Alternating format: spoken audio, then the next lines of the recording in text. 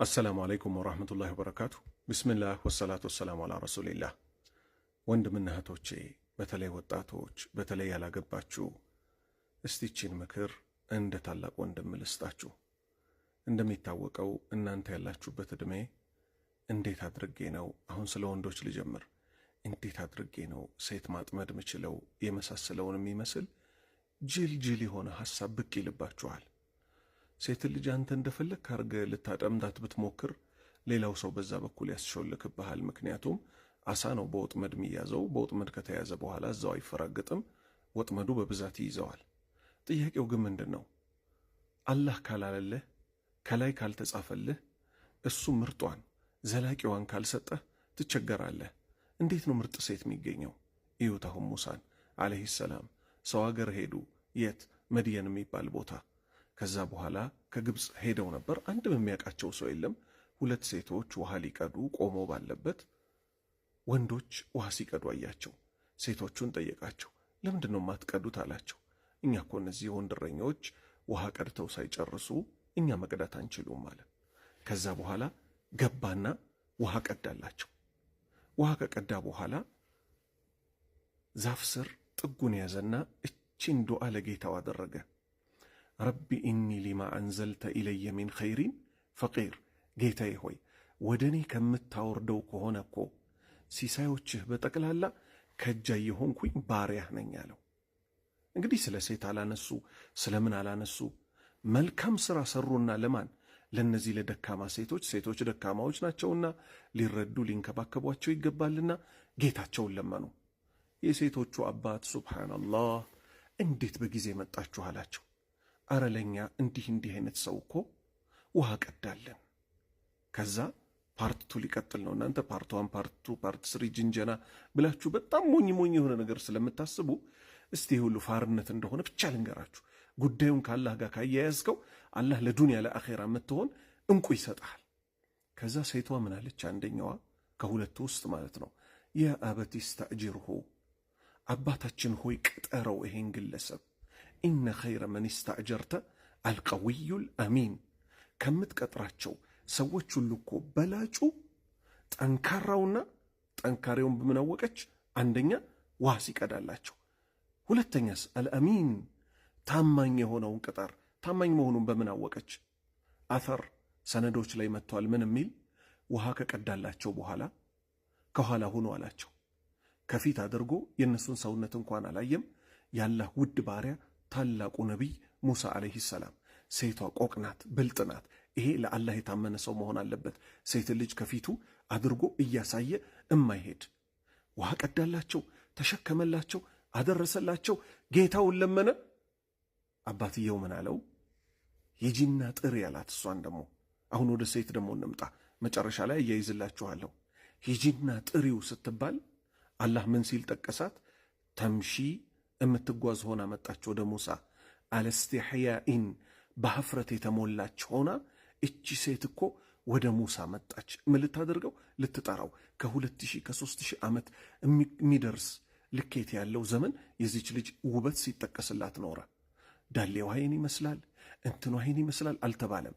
ተምሺ ምትራመድ፣ አለስቲሕያ በሀፍረት ተሞልታ። ዛሬ እህቶቻችን ወንድ እናጠምዳለን ብለው እርምጃቸው ይናደፋል። ላ ሐውለ ወላ ቁወተ ኢላ ቢላህ። ካትወክ ሚሉት አለ። እግራቸው ላይ ሰንሰለት ያደርጋሉ፣ እግራቸውን ያሳያሉ።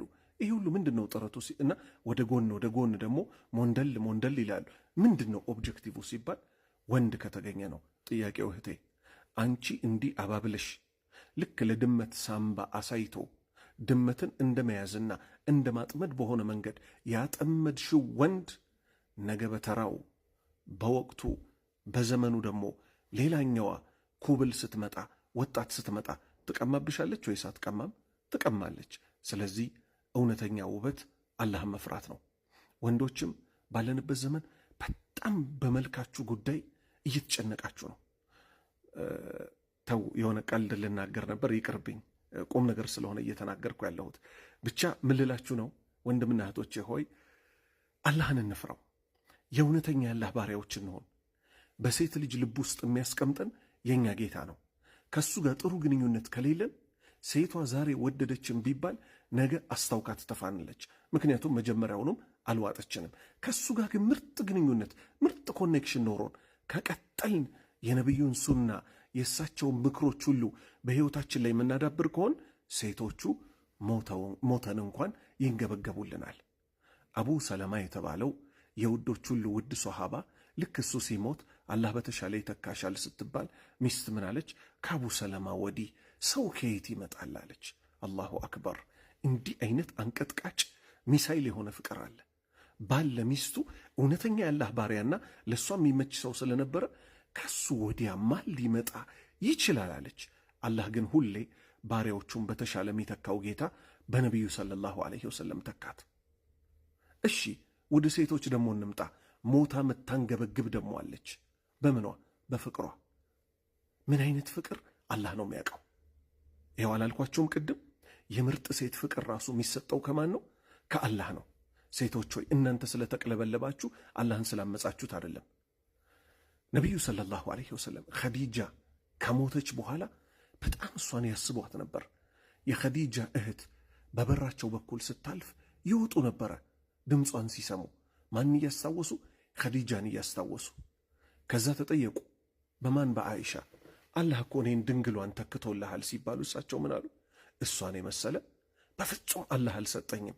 ምክንያቱም አሉ ሩዚቅቱ ተለግሻለሁ፣ ሑባሃ የእሷን ውዴታ እኮ በልቤ ውስጥ ጌታ ያፍሶብኛል አሉ። ይኸው ሞታ የምትወደዳለች።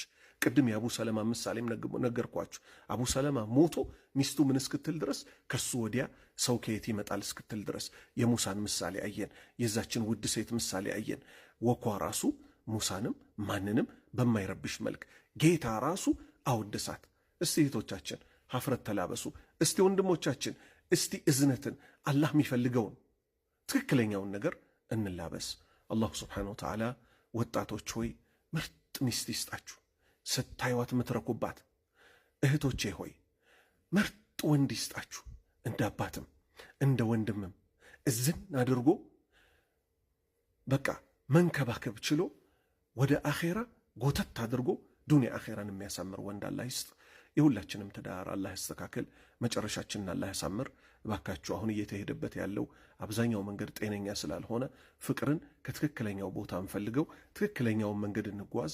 በሸሪዓችን ዘ ኢንድ ጀስቲፋይ ዘ ሚንስ የሚባል ነገር የለም። ምን ማለት ነው? መጨረሻ ላይ መድረስ የፈለግኩበት ዓላማ እዚህ ጋር መሄደው የምጨማለቀውን ያስተካክልልኛል የሚባል የለም። ልጅቷን ለምሳሌ በሌለ ሙድ ጀንጅነሃት የሆነ ዋናው እሷን ለኒካህ ማብቃት ነው ብትል ከአንተ የበለጠ እሳት የላሰ ይመጣብሃል፣ ኃይለኛ ጀንጃኝ። ሴቷም ልክ እንደዚሁ በኃይለኛው ስታይሌን አሳይቼ ብራዬ ላይ እንትን አስገብቼ ምናምኔ ላይ እንትን አስገብቼ ብዬ ይይዘዋለሁ ወንዱን፣ ዋናው ወደ ኒካህ እንደምንም አድርጌ አስገባዋለሁ ብለሽ ካሰብሽ ከአንቺ የበለጠች እሳት የላሰ ጩልሌ። አላህ ደግሞ ይሰልጥና በየዘመኑ ጉድ እንዳንሆን አላህን በመፍራት ላይ ብቻና ብቻ ይሁን ጉዟችን። ወንድምና እህቶቼ ሆይ እንግዲህ ቺ አጠር ያለች ምክሬ ናት። አላህ መጨረሻችንን ያሳምረው። ወሰላሙ አለይኩም ወራህመቱላሂ ወበረካቱ።